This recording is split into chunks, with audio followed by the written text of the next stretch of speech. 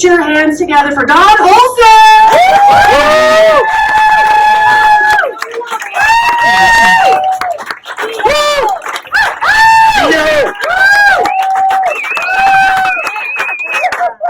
Well, everyone, good evening.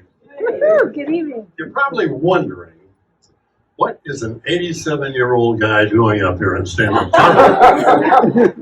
That's a pretty darn good question. I asked myself that just before I came out here. What the hell are you doing? Well, here's the deal. My bucket list, I'm down to 2 items. Bungee jumping and stand-up comedy. Now, when I got to thinking about it, I said, bungee jumping, you know? Seriously, when I came into this planet, when I was born, I came in because of a broken rubber. I'm going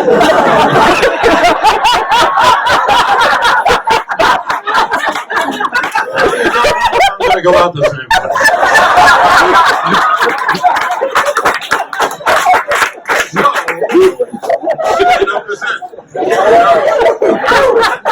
I got some great news today from the federal government, if you can believe this. Only 2 more payments. 2 more payments. And my student loans are all paid off.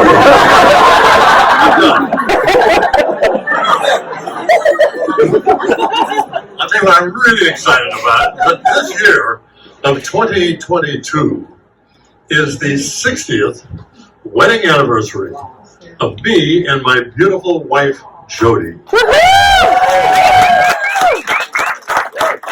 Years ago. Was anybody born here 6 years ago? Maybe a few folks. Oh my. 1962. Now I'm a senior in college.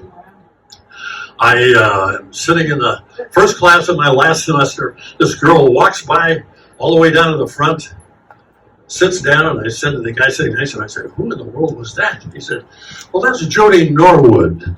She's engaged to a sophomore in dental school, so game over. I said, well, wait a minute. I think this calls for a marketing plan. I put together a marketing plan. And it was titled Hot Dog. Basically, I meant move over cold dog, because there's a hot dog getting ready to move in. So after class, I went up and introduced myself and asked her to go to coffee. And she said, well, I can't because I'm engaged. I said, well, what if you took one of your girlfriends with you? And she said, well, that may be okay. So we had coffee. What a conversation. She's not only beautiful, but smart. Now, we did that for about a month. Every time, every class, right afterwards, we'd go down and have coffee. Now, I'm dropping all these hints, part of the marketing plan here, of how marriage is it. And once you get married, you don't want to make any mistakes on that one. So, have you and your boyfriend ever thought about taking a time out?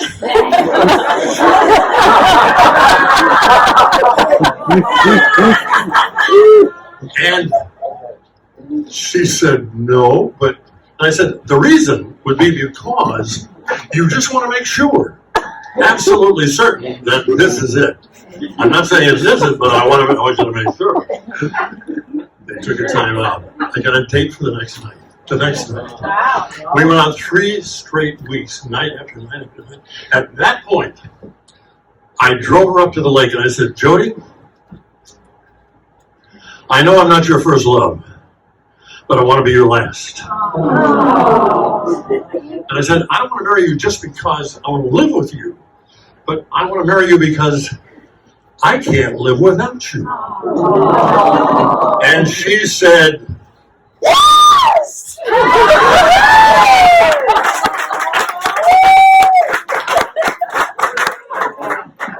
That better be her. Or else I'm going to be a bigamist, one of the two. Well, to make a long story short, big church wedding. My dad married us. We flew directly to Carmel, stayed at the Normandy Inn, right on the main street of Carmel, and many of you are so familiar with that. I took the marriage license with us because I wasn't sure you could get into a hotel with a girl unless you proved that you were married. Let me tell you millennials something. In our day, we got married and then we slept together. Can't believe it, that's the way it was. That's the way it was. You see, we were before the sexual revolution. We were even before the industrial revolution. Well, I can tell you that it was one epic night of nights. The next morning, the phone rings, bright and early. And I said, who in the world can that be? My dad. He said, did you take that marriage license with you? And I said, well, yeah. I thought I might need it to get checked into the hotel. He said, I haven't signed it yet. So you're not legally married. I said, Jody, apparently we're not legally married. I said, Dad, are we living in sin? I said, well, if we are, count us in. We love it. So you may wonder what happened to her old boyfriend. Well, he became an oral surgeon of all places in Orange County. He's still looking for me. But I'm registered in the FBI's Witness Protection Program. So far, so good. Now, this time of the year is when you begin to get those cards and letters about save the date for your reunion. Well, if you're thinking seriously of going to your high school or college reunion, I have a word of advice for you. Don't. Because people change. The sands of time shift. Everything points to the center of the earth. I mean, it's gravity, it's the law.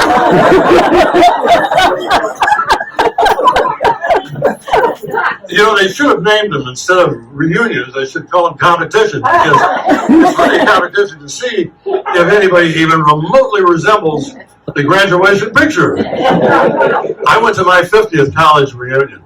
There was a person in our class, a real looker. Now, this person was at the reunion.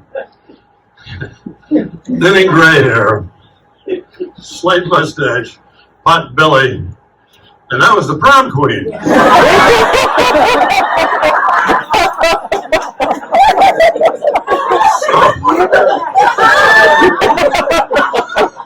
Who writes this stuff? I don't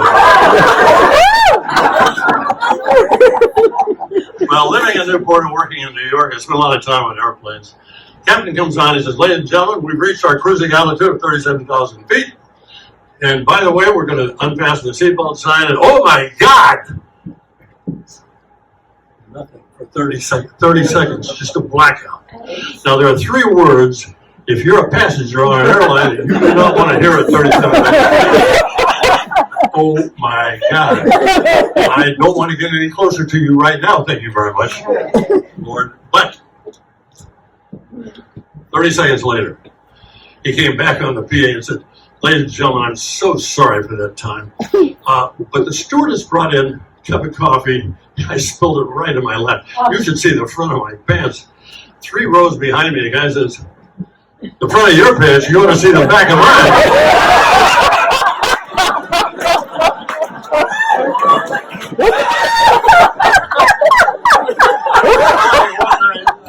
One night I'm flying home from New York. And sitting next to me is the heavyweight champion of the world, Muhammad Ali. Well, you know, he could tell stories like it wouldn't quit. The pilot says, well, we're going to approach some turbulence here. Will you please fasten your seatbelts? Stewardess came by to check and make sure that everybody had. Of course, Ali wasn't about to fasten his seatbelt. And she said, would you fasten your seatbelt, sir? And he said, Superman don't need no seatbelt. And she looked back at him and said, Superman don't need no airplane either.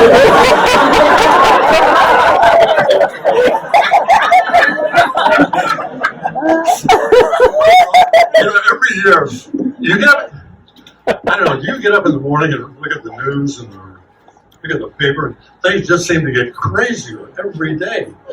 Now, you may not believe this, but last week, a flight on the way to LA from Dallas, this couple back in coach on row 31 decided, I told you you're not going to believe this, decided to have sex right there in the middle of God and everybody on the plane. Now, when the plane landed, the authorities came on board. They ushered them off the plane. But I'll tell you who I felt sorry for. It was the guy in the middle seat.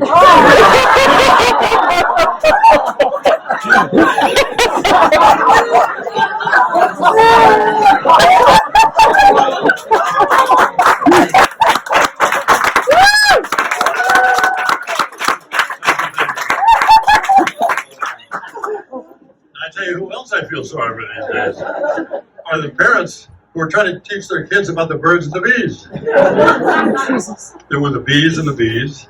There's the birds and the birds. And then we have birds who used to look like bees. And we have the birds who identify as bees. And we have the bees who identify as birds, but they still have their stinger.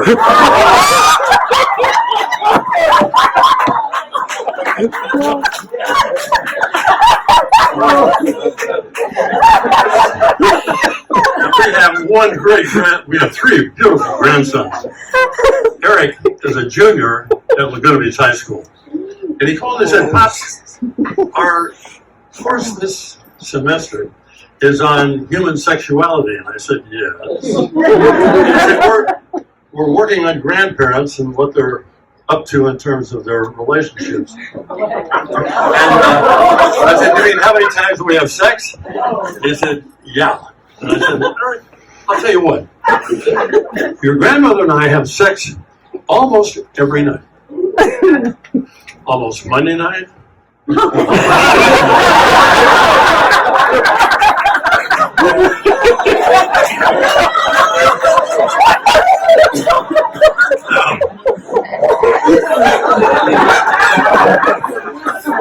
George Burns probably said it best. He said, "At our age, trying to make love is a lot like trying to shoot pool with a rope."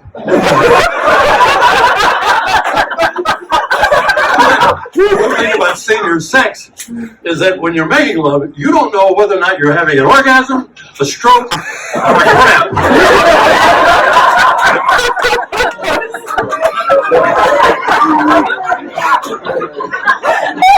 Well, Viagra has been helping out old guys for 20 years now. And they finally figured out what Disneyland and Viagra have in common.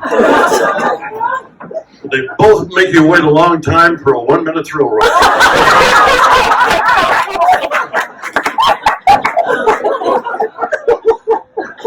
Yes, Captain Viagra. Got a little blue pill that tells you of a great event to come. Almost Monday night. Almost. Ladies and gentlemen, thank you. You've been